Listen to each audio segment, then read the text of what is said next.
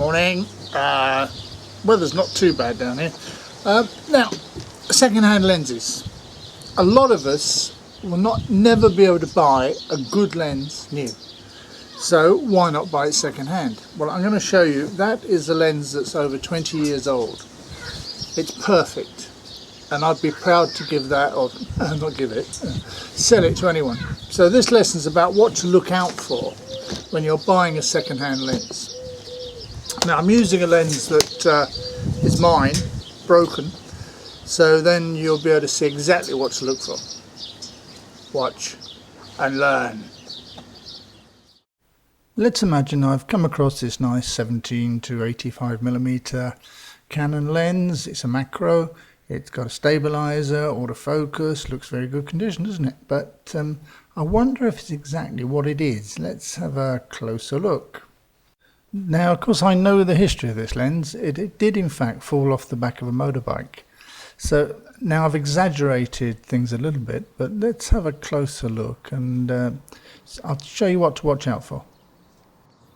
Firstly, we have a look at its external appearance. It looks pretty good, really. Considering it's fallen off the back of a motorbike, it's exceptionally good.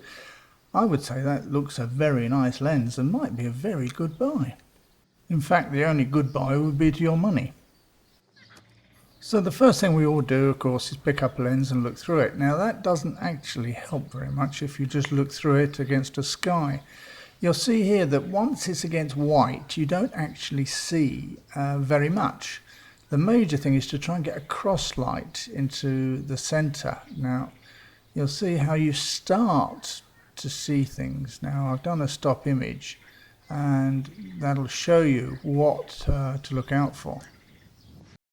Now after going around it, all the light in different directions, I eventually found this. Now I know what it is.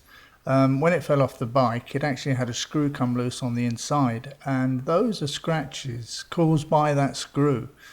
But they're not on the surface, they are in the middle. Now the other thing you have to look out for is little bits of fungus that look like tiny little spider webs. That's because they've been stocked in a damp area, and you've actually got fungus inside the lens. So all this, of course, is a no-no.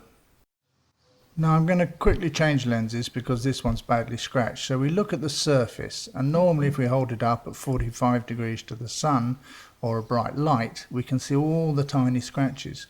Now this lens is off the Rolly that I put back together, if you like, at the beginning of my videos. But the thing is, look at both ends, hold it up at the 45 degrees, and you'll be able to see all those nice little scratches. So I'm using this lens because it happens to be scratched. The actual Canon isn't. Now another thing to look out for is screwdriver marks. Now this is, as you see, just above the M to the right, there's a nice little screwdriver mark where someone's tried to lever off the front cover to take apart the lens.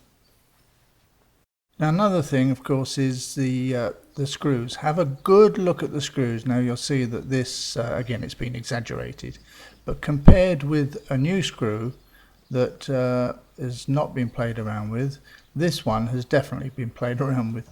As I say, I did that on purpose to demonstrate, but you have to look out for tiny little things like that. Now we've passed all those tests, let's have a look at the zoom and the focus. Well, this one has got a real problem. It's got a very stiff zoom, and it jumps up and down at the end. It's a very strange feel to it, so that's a real no-no.